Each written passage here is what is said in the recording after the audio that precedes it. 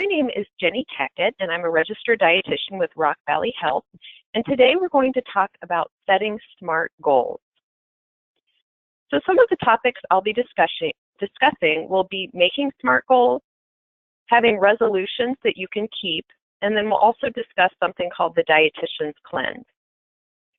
So SMART goals, what SMART stands for are the following: specific, measurable, attainable, relevant, and time-bound goals. So first, when you're setting goals, you really need to be specific. Think about who, what, where, when, why, and which, and define your goal as much as possible. Who is involved in your goal?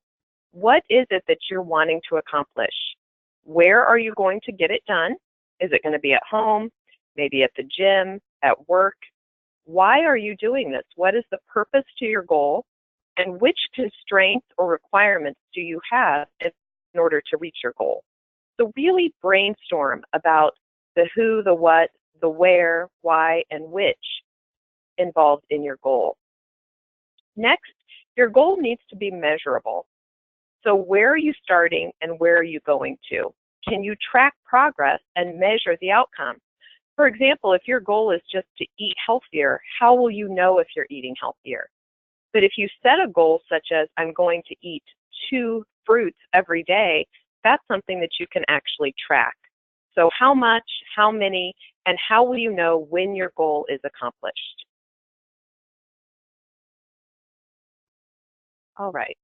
Next, you want to make sure that your goal is attainable. You don't want your goal to be too high. For example, if you've never ran before, having a goal of running a marathon may be too high. If you already run a couple miles a day, setting a goal of running 1 mile a day is too low. So you want to make sure that your goal is reasonable enough to accomplish. It's not too out of reach, but it's not too below your standard of performance. If you're setting a goal for exercise or for diet, you want to make sure it's something that will push you a little bit more to improve what you're doing now, but that it's not too far or too low. Next, your goal should be relevant. It needs to be worthwhile. It needs to meet your goals and consistent with other goals to fit into your plan. For example, you wouldn't want to set the goal of following a diet that isn't something you don't want to follow, that's in no way something that you can sustain. There's a lot of fad diets out there that you don't want to continue doing throughout your life. So you want to make sure that you make a goal that's relevant for your lifestyle. And then timely. You need to know when you're going to do this. You should have a time limit, such as over the next 8 weeks, you're going to do such and such. It's important to have that so that you have a sense of urgency. You're not saying, over the next year, I'm going to try to reach this goal. You're actually setting a time restraint. So here are some examples of some SMART goals. Portion sizes are often things that can be reduced to help with weight loss and some of the lifestyle goals that people have. So for example, reducing your portion size could be a goal, to eat less than you usually do. And that's a great first change to make because you're still able to enjoy the foods that you're used to eating, but you're cutting back on portions, which can help you with weight loss. So an example of a SMART goal would be, I will use a salad plate to limit my portions with no second helpings at dinner time over the next 6 weeks. Here's another goal for snacks. A lot of times snacks get a little bit out of control. So snacking on healthy foods would be a great goal to have. So snacking on a piece of fruit and a small handful of nuts or another sensible snack instead of packaged snack foods. So looking for snacks that are higher in fiber, that have protein to help sustain your feeling of fullness longer. So an example would be, I will pack one of these examples of sensible snacks to bring to work for a mid-morning snack Monday through Friday for the following 6 weeks. So that actually gives you an action of packing that snack, having it with you, so that you're not tempted maybe by some of the other foods that are in the office. Water. So drinking more water can be a great goal. If you drink things like soda, sweet tea, lemonade, alcohol, you may want to replace that with water things like seltzer water, even herbal tea. So a sample goal would be, I will drink only water and no other beverages with breakfast, lunch, and dinner for 6 weeks. Your goal may be water and herbal tea. You know, you can make it specific to you, setting those goals so that you can then measure those after 6 weeks. So here are 10 ways to help keep resolutions. One thing is just start small, and you saw with those SMART goals that many of those were small things that you can do, and you can actually measure those throughout the year. Set 1 or 2 realistic goals, but things you really need to change. So think about your habits. For some people, they eat too much at night. And one of the reasons for that may be that they're not eating enough throughout the day.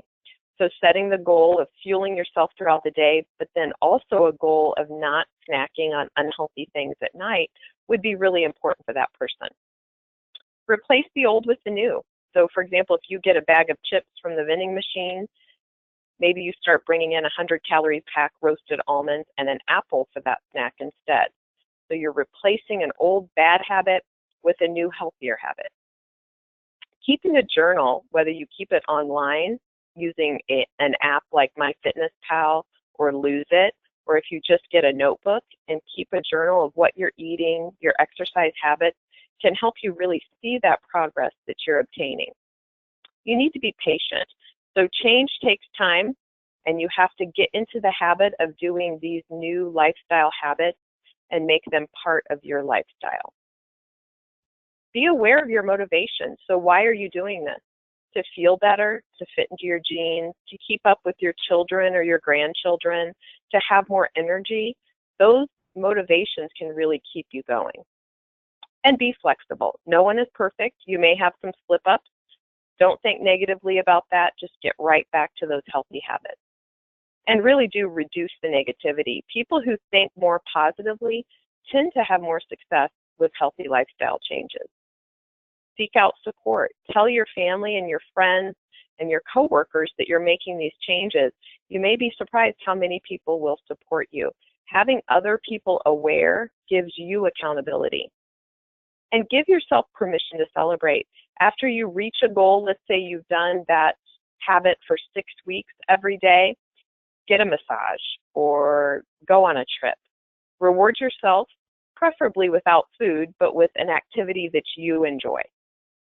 So the Dietitian Cleanse is something that I wrote in response to a lot of people turning to some of these gimmicks, these fad meal replacements and other products that they use that are very costly to cleanse themselves, when really our bodies do not need a cleanse product.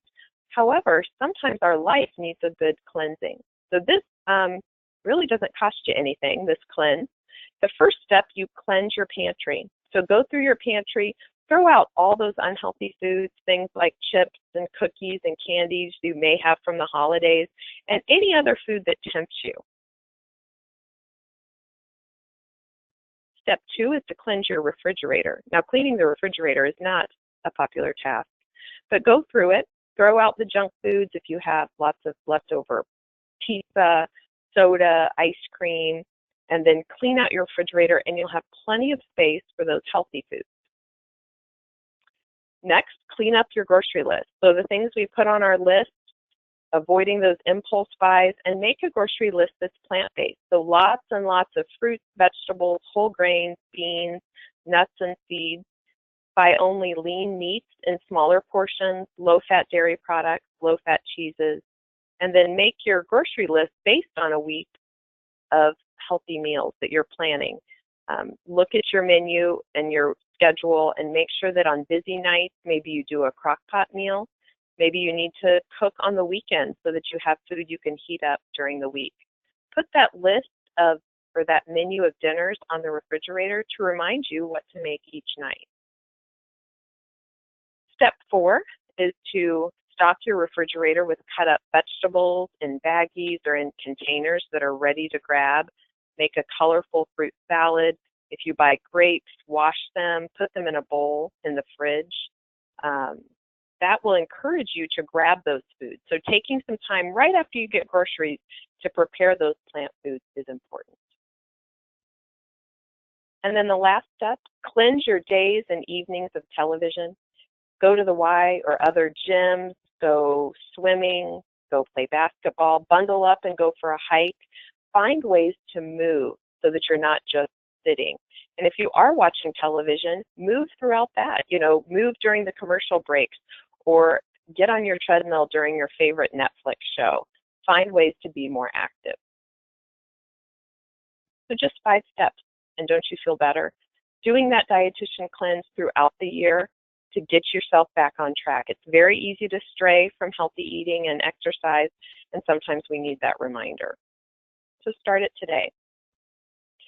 This is one of my favorite quotes. You really must begin to think of yourself as becoming the person you want to be. It starts in your mind, and then take those actions, set those goals, and reach them. Thank you.